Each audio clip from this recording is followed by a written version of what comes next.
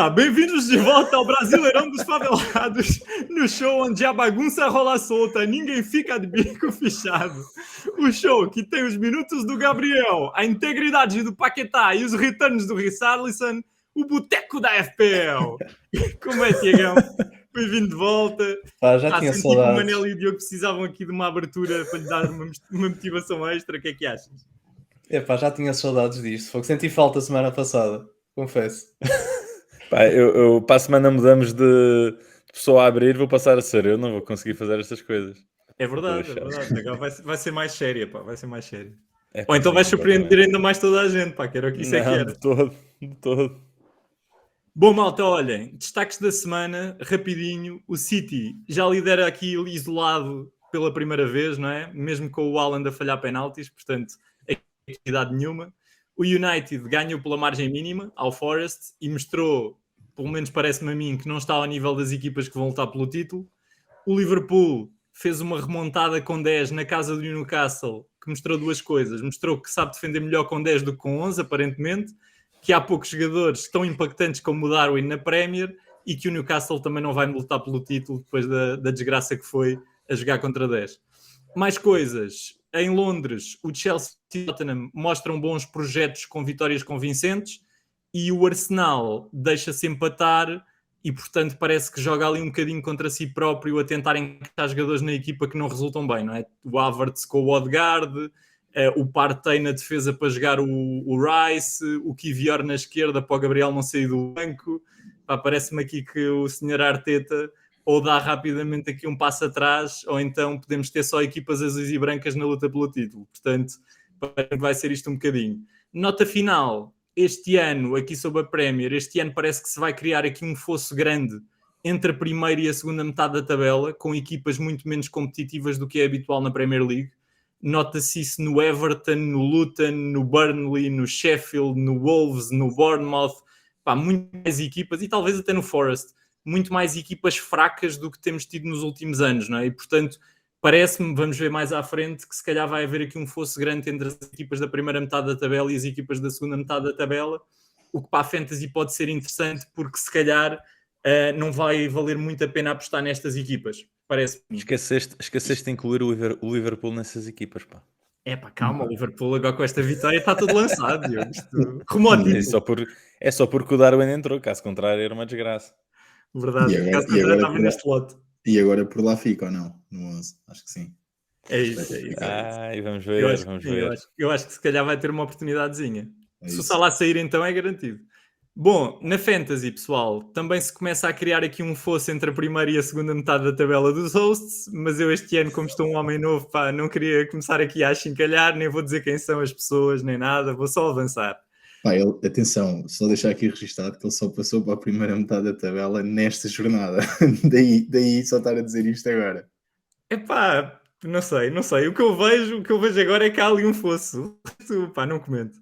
Temos aqui o quê? Temos também, nota aqui para dar, do Michael Martins e do Ricardo Simões a darem cartas bem dentro do top 100 do overall ranking, não é? E a liderarem a mini league do Boteco, e por isso merecem aqui os nossos parabéns. Agora que já estão lidas aqui as manchetes, vamos lá então ver aqui o que é que o nosso Tiago, pá, com a camisa branca, reluzente, tem para discutir hoje aqui com os bandalhos que estão no resto do programa. Certo, gente, bora lá então. Olhem, o que é que nós temos hoje aqui para falar um bocadinho? Vamos aprofundar um tema que algumas pessoas tendem a desconhecer, que está relacionado com as variações de preços. Portanto, no arranque da época, os jogadores estavam todos ali nas casas dos 5, 5,5, 6, 6,5. O que acontece é que ao fim de 1, 2, 3 jogos, e aliás todas as jornadas, o preço dos jogadores vai sendo alterado. Portanto, há jogadores que custavam 6, agora estão 5,9. Há jogadores que custavam 6, já podem estar a 6,3.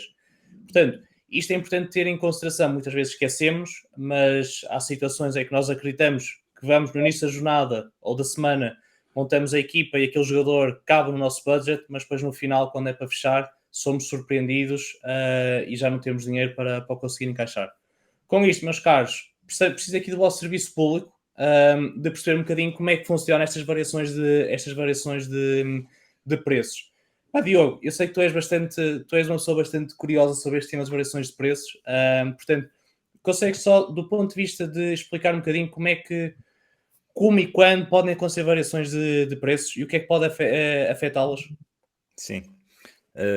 Há muita gente que tem a ideia que as variações de preço acontecem consoante a performance de um jogador ou não. O que não é necessariamente verdade. É claro que pode estar ligado, mas não é esse o fator que realmente conta aqui. O que conta para um jogador aumentar de preço, por exemplo, é que muitas pessoas o tenham comprado para as suas equipas. Ou seja, que tenha havido muitas transferências para incluir esse jogador nas equipas dos jogadores da FPL. E ao contrário, também é verdade, ou seja, um jogador só diminui de preço quando é vendido por muita gente na FPL. Estas variações de preço só podem acontecer no máximo de 0,1 por dia, ok? Se houver vendas suficientes, um jogador em 2 dias até pode descer consequentemente, mas só desce 0,1 por dia sempre. E estas variações de preço tipicamente ocorrem sempre por volta ali das 2 da manhã. Portanto, é sempre algo a ter em conta. Durante o dia não precisam estar ali com a pressa, mas é bom sempre estar atento a se esse jogador que vocês pretendem comprar ou vender, se teve muitas compras ou vendas e se, portanto, está prestes a ter uma mudança de preço ali já a partir da hora de jantar. Para quem quer saber quais é que são os jogadores que tipicamente estão prestes a subir ou a descer de preço, há algumas páginas no Twitter que vocês podem seguir que dão essas indicações. Há uma que eu pessoalmente sigo que é FPL Price Changes. Pá, e tipicamente esta página diz que jogadores é que subiram ou desceram no dia anterior e quais é que estão a aproximar-se de um price rise ou de um price drop. Okay? Mas Diogo, aqui acho que muitas isto é o vezes essencial. o mais simples até é ver na própria aplicação os jogadores que estão a ser mais comprados ou Sim, mais sim. vendidos. É quase certo que mais cedo ou mais tarde vai ter ali variações, não é? Mas muitas vezes, ou seja, eu quando falo nesta página, porque esta página indica para aquele dia quais é que são os Certo, jogadores certo. com mais possibilidade de terem uma mudança de preço. Obviamente que conseguimos ver na página da FPL quais os jogadores que têm tido mais compras e mais vendas, ainda assim muitas vezes não significa que eles já estejam lá no limite de compras ou vendas em que vai fazer-lhes mudar de preço. Mas pronto, é um Boa. indicador que vale a pena sempre terem atenção. Isso sim. Boa. Outro tema quente também, aqui se calhar, Manel, um bocadinho a tua ajuda. Portanto, nós começamos o ano com um budget de 100 milhões e isso pode variando ao longo do ano. Portanto, na nossa venda ou compra de jogadores, pode ser facilmente afetado. Nós, o ano passado, vimos o Ricardo, que terminou a época com 50 milhões, para aí, ou pouco mais, e nós tínhamos, por exemplo, 101, 102, 103. Estou obviamente a gozar, mas acho que ficaste aí abaixo do 100, não é, Ricardo? Mas pronto, não importa isso. Manel, como é que estas variações de preços e na compra e venda de jogadores, como é que pode afetar o nosso budget? Sim, exato. O Ricardo, com a necessidade de diferenciar, acabou por ficar sem dinheiro. Mas pronto, ou seja, o ficar sem dinheiro em si, ou ter mais do que os 100 milhões, por si só, não dizem grande coisa, mas podem ajudar um bocadinho de uma semana para a outra a fazer transferências. O que é que isto significa? Antes de mais, só estabelecer as premissas das alterações de preço, que são as seguintes. Como é que isto impacta o budget? A nível de aumentos, quando nós temos um jogador que compramos, por exemplo, por 7 milhões, só sentimos o impacto do aumento de preço quando ele aumenta 0,2. Ou seja, se o compramos por 7, quando ele chega a 7,2, nós vamos conseguir vendê-lo por 7,1. Se ele eventualmente chegar aos 7,4, nós vamos conseguir vendê-lo por 7,2 e assim sucessivamente. Um exemplo muito prático disto, o Madison, que valia 7,5 no início da época, já está a valer 7,7, portanto, quem o tinha desde o início já o consegue vender por 7,6. Contrariamente, nas descidas, o impacto sente-se logo. Ou seja, se nós comprarmos por 7 e o jogador tiver um price drop para 6,9, o valor que lhe fica associado é sempre o valor de 6,9, 6,8, 6,7, por aí fora. Portanto, já não há uma relação de 1 para 2 como há na subida. Como é que isto impacta? A verdade é que quando nós conseguimos vender um jogador por mais 0,1 do que o compramos, por vezes isso permite-nos conseguir ir comprar outro jogador, imaginem que temos no banco, por exemplo, 0.4 e que precisamos de 0.5 para ir buscar um substituto. Se esse jogador tiver o aumento de preço de 0.2 e nós ganharmos aí 0.1 com esse aumento, vamos conseguir ter o 0.5 para ir buscar o outro jogador. O que é que eu acho, antes de passar a palavra ao Ricardo, que eu acho que ele depois também vai explorar isso um bocadinho melhor, mas a minha opinião é a seguinte: o foco nunca deve ser o budget, ou seja, estar demasiado focado no budget às vezes faz com que percamos também algumas oportunidades de pontuar, e isso é a minha visão da FPL a título pessoal. Há pessoas que gostam de se focar muito no budget para depois dizer que têm 102 milhões de team value, e é verdade que isso pode ser um critério de desempate em caso de empate pontual na FPL, mas assumindo que conseguimos mais pontos que os adversários, isso não vai ter grande impacto no final. Ricardo, já estavam a falar de ti, não é? Portanto, o Diogo já explicou como é que há variações de preço, o Manel já explicou como é que nós conseguimos aumentar ou trabalhar no budget nesse sentido.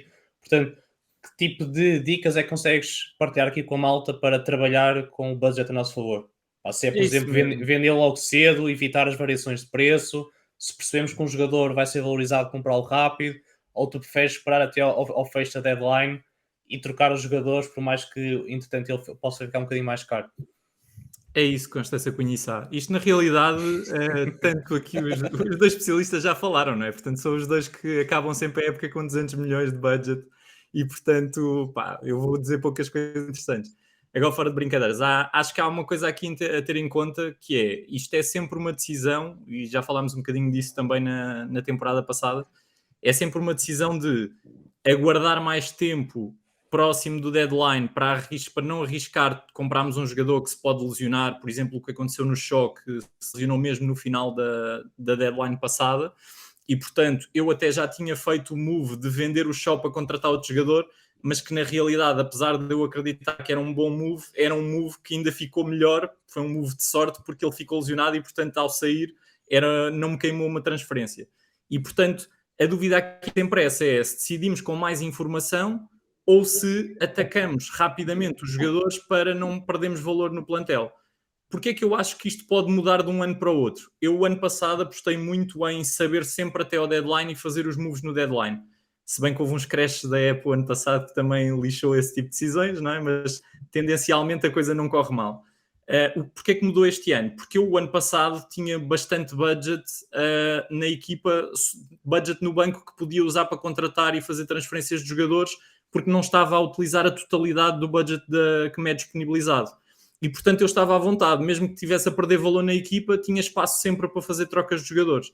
Este ano isto não acontece. Eu segui uma estratégia diferente, que é, eu tenho um plantel espremido ao máximo, em que o meu banco é um banco de suplentes que dificilmente jogam, ou que jogam, mas não fazem muitos returns, e, portanto, eu estou a jogar com 11 jogadores. Na realidade, é isto que eu estou a fazer.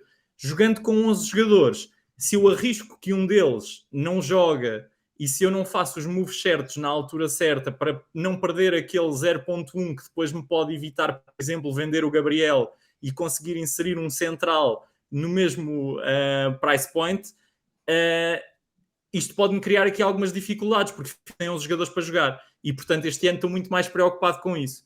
Portanto, a minha recomendação aqui para as pessoas, e o Manel já disse isso um bocadinho e eu concordo, é não estejam demasiado preocupados com o budget, a não ser que estejam a fazer uma gestão quase ali euro a euro, que é o que me está a acontecer agora. Se fizerem uma gestão euro a euro, acho muito importante fazerem como o Diogo diz, acompanharem que preços é que vão ser mexidos e rapidamente fazerem as transferências depois dos jogos acontecerem, porque normalmente os primeiros price drops acontecem na segunda e na terça-feira, aqueles, por exemplo, que surpreendem mais os jogadores. Porquê? Porque com aquele movimento de impulso de o Doggy fez um grande jogo, muita gente o contrata e logo na segunda-feira há logo um aumento de 0.1. Às vezes até já tens no domingo ou no sábado. Sim. Ou logo nos próprios dias. Mas normalmente a malta aí durante os jogos ainda se controla. É quando acabam os jogos é que querem fazer logo os movimentos porque estão ali com um nível de motivação extra. E, por exemplo, na segunda-feira o Doggy aumenta 0.1 e aquela transferência que era mais ou menos óbvia já deixa de acontecer se precisarmos desse valor. E, portanto, e quem diz isto diz outro jogador qualquer. e portanto é mesmo importante nesses casos que estão ali a gerir o budget, mesmo euro a euro, ter atenção a isso. Quem está à vontade e tem jogadores mais baratos e não tem o Salah no plantel, por exemplo, não precisa estar tão preocupado com isso e pode fazer escolhas mesmo ali em cima do deadline, já sabendo tudo o que vai acontecer. Pelo menos quem é que vai, quem é que não viajou com a equipa, não é? Que é aquelas coisas que nós gostamos de saber. Quem é que não foi no autocarro? O Foden não foi no autocarro. Sim, mas eu acho que afinal dias tem que ser um bocadinho um híbrido, que é, há situações muito óbvias, ou seja, se agora tivermos uma notícia que o Alan se lesionou durante 2 meses, eu acho que não vale a pena esperar pela deadline para fazer uma transferência, portanto, como vai ser rápido, porque o Alan, há muita gente que tem o Alan, por exemplo, vai toda a gente o vender, vai haver um decréscimo do preço. Muito bem, meus caros, portanto, serviço público, excelente. Porque tu tens, é só para dizer, Tiago, porque tu nesse caso, o que estás a dizer, já só tens indefinição no jogador que compras, não é? Porque já sabes que o Haaland claramente não vai jogar. O problema é que quando estás a vender um que na realidade pode recuperar de uma lesão e estás a comprar um que se pode lesionar entretanto, não é? E tens 2 jogadores que podem ser em definição nessa jogada.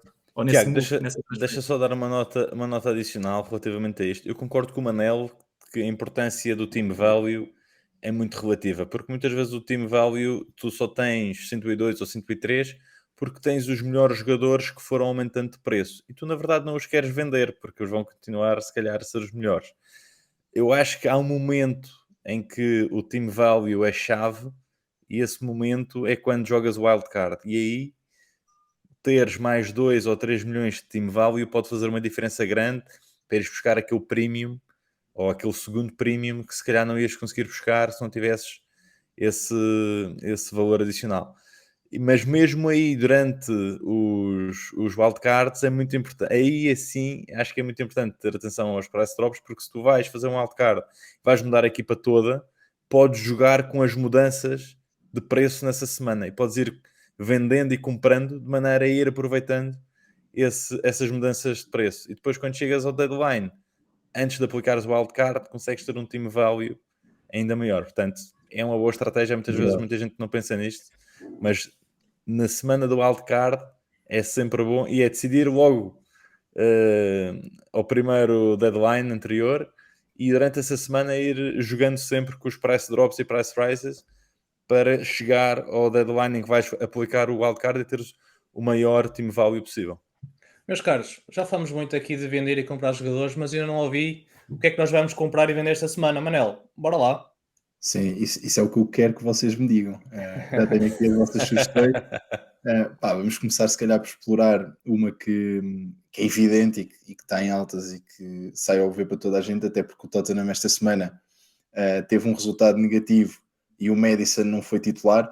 Não sei se está relacionado ou não, mas acredito que possa estar. E portanto, Diogo, queria-te pedir a ti porque o Maddison, porque esta semana e porque é que vês potencial a longo prazo, assumindo que estas compras agora já são compras com 3 jornadas e portanto já temos mais informação relativamente àquilo que estamos a fazer e já não são one week punts, como se costuma dizer. Manel, Sim. só podes mais distraídos dizer que o má resultado do Tottenham foi na taça, não é? Na taça, sim. Não propriamente no que fizeram na Game Week passada. Exatamente, na Carabao Cup. É isso mesmo. Exatamente. Olha, relativamente ao Maddison, eu já falei tantas vezes sobre ele, até mesmo na época passada, que na verdade não tenho muita coisa diferente para dizer.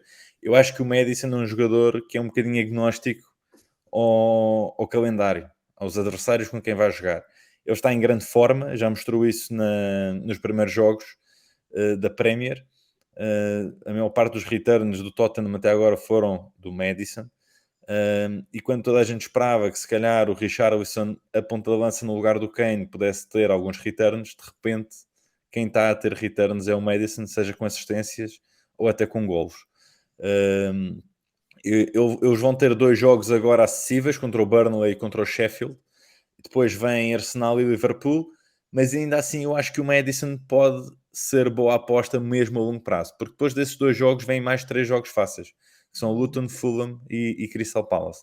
Portanto, acho que pode ser uma boa aposta a longo prazo se não solucionar. Já sabemos que ele às vezes é um bocadinho propício a lesões e já tive aí um toque, mas acho que claramente está em grande forma.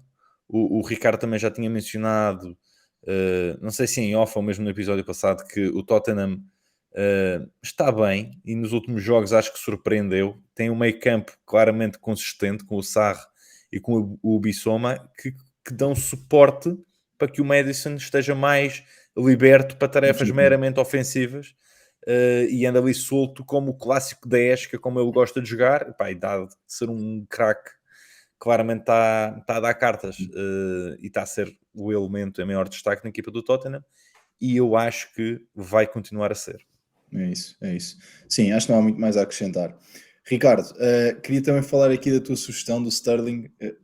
Pronto, o Sterling e o Chelsea conseguiram a primeira, digamos, o primeiro resultado aceitável da temporada contra o Luton, que aparentemente vai ser a equipa mais fraca da Premier League e contra a qual podemos esperar maiores returns da parte dos nossos jogadores. O Sterling, com a falta de consistência que tem apresentado, que apresentou na última época e que já vinha a apresentar de algum tempo para cá, achas que é uma aposta a longo prazo ou achas que isto foi uma semana em que ele conseguiu ultrapassar os próprios limites e fazer mais do que realmente vai conseguir nos próximos jogos? Epá, olha, é difícil de prever, mas eu dou-te a minha opinião. A minha opinião é que o Chelsea devia ter mais pontos do que o que tem. Acho que não tem porque, na realidade, é uma equipa ainda não muito madura e que está a ser construída à medida que as jornadas vão evoluindo, não é? E, portanto, acho que, nesse aspecto, eu acho que eles estão claramente a melhorar. E mais, e o Sterling, mesmo nos jogos em que o Chelsea não teve bons resultados, o Sterling foi dos melhores em campo. E, portanto, eu parece-me que num Chelsea que aparenta cada vez mais ficar mais forte, o Sterling é um jogador que nessas equipas, como mostrava no City, é um jogador super consistente. Ou seja, se ele estiver numa equipa equilibrada e a jogar um bom futebol ofensivo e que não esteja a desgraça que o Chelsea estava há uns tempos atrás, eu acho que o Sterling é um dos jogadores mais perigosos da equipa e daqueles que pode trazer mais returns de forma recorrente. Portanto, e para além disso, ele está numa super forma, acho que já toda a gente viu isso, tem a titularidade garantida, que ali na frente de ataque do Chelsea, neste momento é mais ou menos óbvio que o Jackson e o próprio Sterling têm a titularidade garantida, mas mesmo quando voltarem outros jogadores que neste momento não estão a jogar, como o Chukwuemeka ou até mais à frente o próprio Nkunku, parece-me que o Sterling não vai perder a titularidade e, portanto, eu acho que mesmo no longo prazo é um jogador que pode ficar no plantel durante bastante tempo. E para além disso, olhando para o calendário, não é? Nos próximos 5 jogos, o Chelsea para mim é quem tem o melhor calendário da Fantasy e, portanto, acho que tendo o melhor calendário, estando mais sólidos, acho que o jogador a apostar é mesmo o Sterling, até porque já muita gente tem o Jackson e, portanto, o Sterling pode ser o terceiro elemento do Chelsea, somando aqui ao Jackson e ao Chilwell, que acho que são os elementos mais comprados do Chelsea. Sim. Só dar a nota que quando eu digo que o calendário é bom, não é bom. Eu há bocado disse aquelas equipas mais fracas que se calhar vão estar na segunda metade da tabela. É espetacular o calendário, não é? Tem Nottingham Forest em casa, tem Bournemouth, tem Fulham, tem Burnley e só tem o Aston Villa, que é relativamente mais difícil, mas a jogar em casa e, portanto, parece-me que pode ser aqui um bom calendário para o Sterling. Está muito interessante, sem dúvida. Só deixar uma nota antes de avançarmos, do meu ponto de vista em relação ao Sterling, concordando com tudo aquilo que tu disseste, eu acho é que o Sterling tem o problema de na FPL ser médio e de haver muitas opções boas de médios, ao contrário, por exemplo, do Jackson, que é avançado, ou do Chilwell, que é defesa. E eu acho que aquilo que faz muita gente pender para o Jackson em detrimento do Sterling é haver menos opções válidas de avançado do que há para médio. Embora eu acho que o Sterling nos próximos jogos, mais uma vez, antes de terminar, para não enviesar a mensagem, subscrevo tudo o que tu disseste, acho que nos próximos jogos vai ser uma grande opção. Não me digas que já estás a assumir que o terceiro elemento pode ser o Mal Augusto, pá. Estou a assumir que pode ser, exatamente. Embora eu acho que ele só vai jogar esta jornada, mas vamos ver, porque acho que o Reece James depois vai voltar.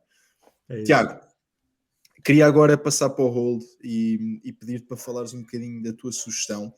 Antes de dizer qual é, Só dizer que eu e o Ricardo demos exatamente o mesmo nome no céu, portanto estou à espera que tu me consigas convencer porque é que eu devo manter o Rashford na minha equipa esta semana. Pá, eu acho que tipicamente quando são jogos grandes, em equipas que estão a jogar para as primeiras posições do campeonato, são jogos onde pode dar muitos golos. E se há uma equipa, e se há um jogador no United que pode fazer golos, é sempre o Rashford. É um jogador que faz sempre os 90 minutos, seja a ponta de lança, seja na ala esquerda. Portanto, não acho que num jogo contra um Arsenal, em que defensivamente também não está muito bom, anda a sofrer golos quase todas as jornadas, não é que o United esteja, mas vai ser aquele jogo em que as equipas vão nas duas querer marcar, estão as duas mais defensivamente, portanto acho que pode ser um jogo com muitos golos. Portanto, não acho que seja nesta altura o melhor momento para vender o Rashford, daí a minha sugestão de o manter, sendo que eu pessoalmente vou ter uma dificuldade, porque eu tenho 4 jogadores de meio campo a jogar entre si, que é o Saka e o Martinelli, e o Bruno Fernandes e o Rashford. Portanto, espero que seja um jogo com muitos golos, porque se houver, eles vão estar fortemente envolvidos. Não sei se convenci, Manuel.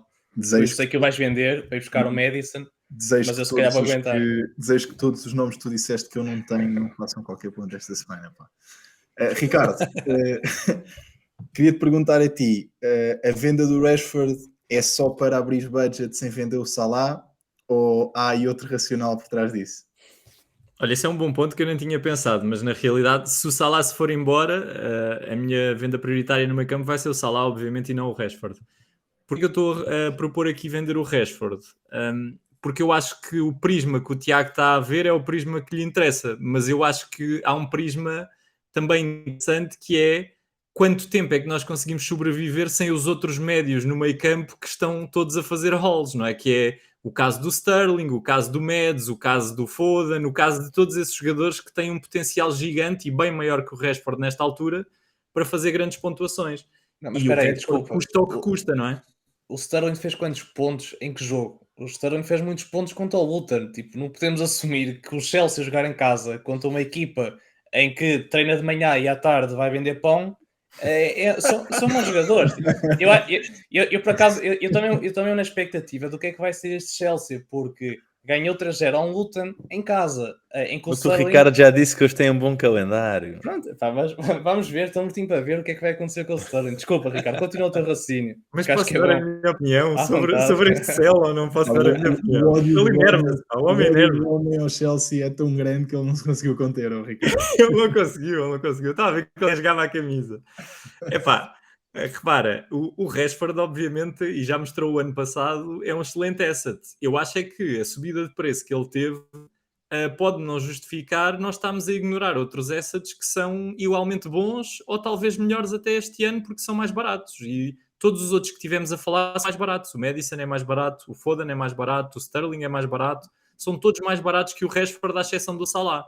E, portanto, no meu caso, volto a referir que gerir isto euro a euro, tirar o Rashford da equipa para mim é um balão de oxigênio, porque consigo automaticamente, se calhar, fazer 3 transferências que até agora ainda não consegui. Meia das jornadas, preferencialmente, para não dar hits. Mas, e é essa a minha lógica. Para além disso, eu acho que o United não está bem nesta fase da época e, portanto, é uma fase em que se calhar não vale a pena ter jogadores do United, porque se eles começarem a render, rapidamente também os conseguimos enquadrar. E neste momento, eu, por exemplo, tenho o Salah, portanto, se o Rashford começasse a fazer muitos returns e eu não tivesse capacidade de o incluir noutra posição, podia ser na do Salah. Portanto, eu acho que neste momento o United não é uma equipa a apostar e quem diz Rashford diz Onana, diz defesas e diz outros jogadores, porque o próprio Shaw e o Varane, não sei se viram, estão lesionados e, portanto, a defesa não vai ser uma defesa muito sólida nos próximos tempos, certamente. Sim, é verdade. Olhem, então, só passar aqui a mais alguns nomes que vocês também tinham referido. Só dizer que, da minha parte, o buy da semana vai como reforço para o Foden, porque acho que ficou evidente na jornada passada que o Foden é indispensável no City e vai ser, na minha opinião, muitas vezes titular naquela posição atrás do Haaland e acho que a faz substancialmente melhor do que o Alvarez e faz diferença. Olha, e só para descansar a malta, acho que é importante dizer que não se sabia porque é que ele não tinha jogado, falava-se de um toque, não, foi uma gastroenterite viral e, portanto, o Guardiola, quando lhe perguntaram porque é que ele entrou na rotação, não vai ser sempre titular, ele respondeu, epá, ele estava com uma gastroenterite. Portanto, Pois, normalmente ele não abre muito o jogo sobre estas coisas, até gosta de deixar a malta indecisa e ele aqui abriu o jogo, portanto, vamos ver. é verdade, é verdade. Depois temos aqui também alguns olds, o Jota da parte do Diogo, imagino que seja na expectativa do Liverpool subir aqui, melhorar ofensivamente, ou eventualmente do Salah sair, não é? E o Jota torna-se uma opção quase indispensável naquela frente de ataque, Diogo. Eu acho que o Jota vai continuar a fazer bons minutos, ainda que não vá ser sempre titular e vai ser provavelmente sempre substituído antes dos 90, mas acho que pelo menos uma média de 70 minutos ele vai andar a fazer. E com esta média ele vai ser sempre um jogador muito perigoso. Já vimos que mesmo saindo do banco ele ainda conseguiu fazer uma return. Portanto, acho que vale a pena sempre ter o Jota na equipa, dado o preço e o faro de golo que ele tem e o quão perigoso é. Acho que sinceramente eu não tenho como prioridade de venda na minha equipa, para ser honesto. Aqui o gol do Ricardo vai para o Mbeumo. Acho também é óbvio que embora não tenha feito uma grande pontuação nesta jornada, Foi uma rende- blank, na realidade. Exatamente. O que desculpa? Foi uma blank, na realidade. Pronto, Sim, exatamente, sabem exatamente. Ou sabem qual seja, foi o problema? O problema é que eu comprei-o para a minha equipa e deixou de haver penalti. é isso, epá, o Diogo estragou tudo. Mas pronto, ia dizer que nas duas jornadas anteriores pontuou e, portanto, a expectativa é, obviamente, que continue a ser um asset perigoso no Brentford. E depois temos aqui também o sell do Diogo para o Richarlison, que está, embora tenha marcado agora no jogo da taça, tem estado uns furos abaixo daquilo que é expectável e podemos ver o Son eventualmente a jogar a avançado móvel. O que também pode abrir aqui espaço para o Maddison ter mais chegada à área do que tem, por exemplo, com o Richarlison. Vamos ver como é que o Ange é qualquer coisa. Não vou arriscar dizer o nome dele, organiza a equipa nas próximas jornadas, mas sim, também acho que o Richarlison está em perigo. E só para terminar, o céu do Tiago vai para o João Pedro, que parece definitivamente ter perdido a titularidade no Brighton. E o De Zerbi voltou a dizer que ele ainda não está taticamente preparado para jogar e, portanto, vamos ver se realmente é verdade. Mas, Tiago, Nada a acrescentar, calendário difícil, portanto é vender. Acho que é isso.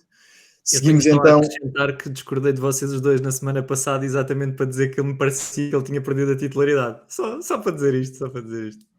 Epá, sim, antecipaste, mas tu tens uma bola de cristal que antecipa estas coisas e nós precisamos agora das evidências da semana para poder concretizar. Epá, Mas este pronto, episódio está um bocado creepy, pá. Eu estou a perder luz, estás a ver? E o Salah, à medida que dizemos Salah, ele vai andando mais próximo da câmara. Portanto, isto está aqui um bocado estranho. é verdade. Mas olha, então vamos falar um bocadinho dos capitães da semana. Diogo, dá-lhe. Bora lá. Começamos com um capitão que foi mencionado por toda a gente. Eu acho que vale a pena fazermos uma ronda rápida, assim, de 15 segundos aqui a falar sobre o Haaland. E a minha pergunta é, acham que o Haaland vai continuar a ser o imã de pontos a que todos estamos habituados? Ou acham que está a perder o fulgor e que os golos do City agora vão andar um bocadinho mais distribuídos? Manel, queres começar? Olha, sem querer arriscar dizer alguma coisa que daqui a 3 jornadas vocês vão buscar um clipe e ponham Vai no para o TikTok, já sabes. Exatamente, mas eu acho que sim, eu acho que o Haaland parece estar a perder o fulgor no sentido em que já não se vê os hat-tricks e aquelas exibições loucas do Haaland, até porque ele tem falhado muitas oportunidades, portanto parece não estar tão eficaz como estava na época anterior, eu pelo menos sinto isso, e não falo só do penalti na última jornada, mas oportunidades à frente da baliza, grandes chances de gol que o Haaland tem falhado, e depois, claro, marca sempre ou assiste sempre em todos os jogos, portanto eu acho que se começa a tornar uma opção consistente no sentido em que nós sabemos que ele vai fazer pontos, porque vai fazer uma assistência ou vai fazer um gol, até dado o volume de ofensivo do City. Mas se houver, por exemplo, esta semana há outras opções com jogos mais simples, não sei até que ponto é que não vale a pena arriscar para tentar diferenciar um bocadinho. Sim. Ricardo, queres acrescentar aqui alguma coisa? Não sei porque é que o Haaland? Ricardo está a rir, mas ele vai explicar. Eu acho que o Manel está a entrar na mesma tática de desinformação do Tiago, não sei porquê. Não estou. Opa, olha lá, eu acho que, sinceramente, eu acho que um jogador fica menos interessante para a Fantasy quando está no momento de forma em que está a criar menos. Não é o que se passa com o Haaland, ou seja, o Haaland faz um penalti bem marcado que falha, mas super bem marcado, mesmo no cantinho, no interior do poste. Demasiado bem marcado. Demasiado bem marcado. Depois falha um golo de um remate cruzado a arrasar o poste que podia ter entrado e ainda marca um golo.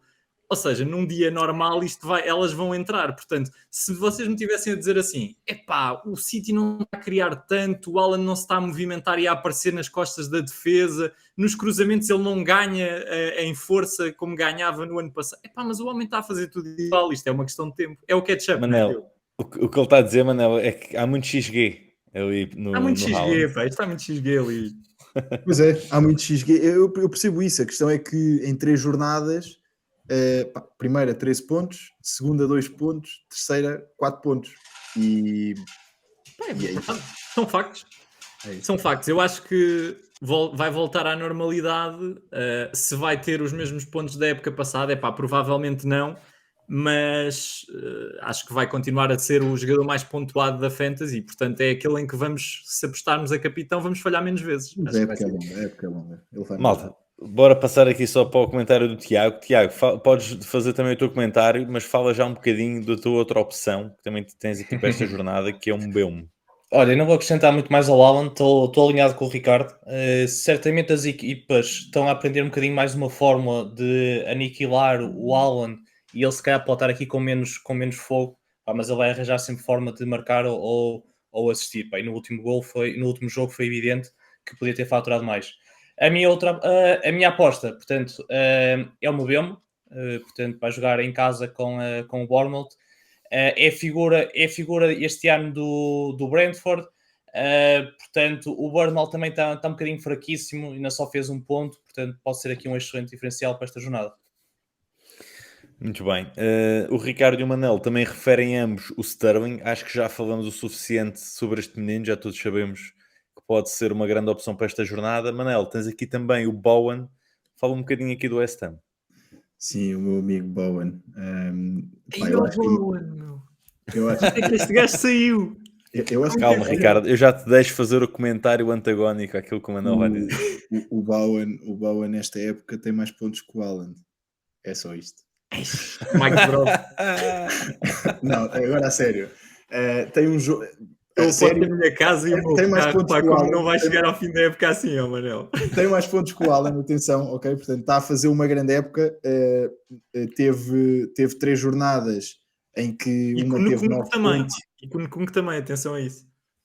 Certo, sim, claro. E outra teve double digit hole, portanto teve 12 ou 13 pontos, já não me lembro quanto é que foi. E tem agora um jogo com o Luton, que são os tais senhores que o Tiago diz que fazem pão da parte da tarde depois dos treinos. Portanto, eu acho que, a par disso, o West Ham tem estado a jogar relativamente bem e, portanto, o Bowen pode ser aqui uma opção diferencial e que tenho a certeza que vai pontuar esta jornada. Podes fazer o contraditório, Ricardo, em vez de estás aí a rir. Não, pá, não vou criticar, porque eu acho que efetivamente o West Ham tem melhorado, o meio campo está forte, portanto com o Paquetá, com o próprio Soucek, e portanto eu acho que agora com a nova contratação, com o Ward-Prowse, eles estão mais fortes e portanto naturalmente os jogadores da frente também vão beneficiar com isso.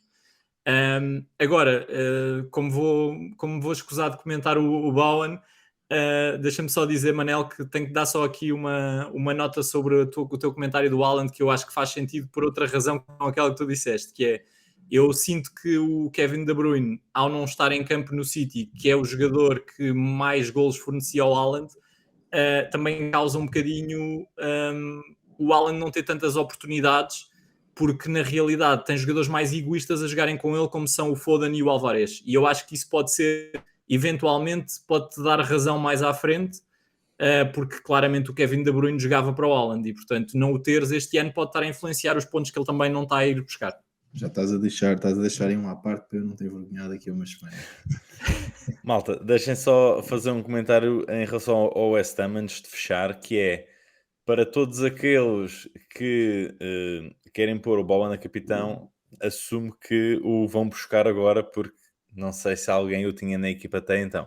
Mas ir buscar agora o Bowen quer dizer que depois do Luton tem City, Liverpool, depois tem Sheffield em casa e depois tem Newcastle. E depois tem Aston Villa fora.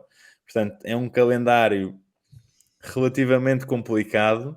Claro que o Bowen Isso não é nada para um sempre... craque. Isso não é nada para um craque, Diogo. Pois. Lá É, está. é muito complicado. Pá, só por isso é que eu não o vou buscar. Mas esta recomendação é obviamente para quem já o tem na equipa, ok? Esta semana. É para aquele 1%, é para aquele 1% de gasto teu, Bowen. Vamos ter que incluir... Ele teve price rise. Pois teve. As pessoas estão a comprá-lo, é isso. Pá, vai ter que estar incluído nos nossos posts de capitães, não se esqueçam. Vai ter que ser. Diogo, pá, só para gozar contigo, uma das minhas opções de capitão para esta semana era o Richarlison. Não? Não. Ele só não vai faturar, ouve o que eu te vou dizer, ele só não vai faturar se a lesão que eles disseram que ele tem, porque apanhou ali um toque no jogo da taça, o impedir de jogar, senão o homem vai fazer aí uma pontuação no próximo jogo incrível, veja. Espero que tenhas razão, porque ele continua na minha equipa, infelizmente, não obstante as minhas sugestões. Bem, malta, podemos fechar ou tem mais alguma coisa? Fechamos? Epá, não, Bora não se esqueçam só do Jackson, né? Falámos muito do Sterling e o Jackson também vai render. Ou pode render. Vamos ver. Que estrela. Mas olhem, eu fiquei, por acaso, Diogo, podes fechar a seguir, eu hoje estou aqui a meter muitas cunhas, mas o Jackson desiludiu-me um bocadinho no último jogo, que o Chelsea jogou bem e o Jackson parecia um trapalhão a perder bolas, É verdade. a tropeçar. Portanto... Tem-me desiludido a mim também. É o Jackson e é o Richarlison, mas eu estou com fé em ti e acho que os dois agora vão fazer grandes roles e eu vou ficar em primeiro. Bem, malta, termina assim mais um episódio do Boteco da FPL. Ainda vamos na Game Week 4 e já andamos todos cheios de dúvidas existenciais e a desejar que isto pudesse começar tudo outra vez de novo esta semana, ou pelo menos eu. Continuam a acompanhar-nos também nas redes sociais, já sabem, Twitter, Instagram e agora também TikTok, onde o Manel põe o melhor conteúdo sempre com mulheres nuas, cavalos e anões. Não percam o próximo episódio. Um abraço e até para a semana, malta. Um abraço. Um abraço. Adeus, malta.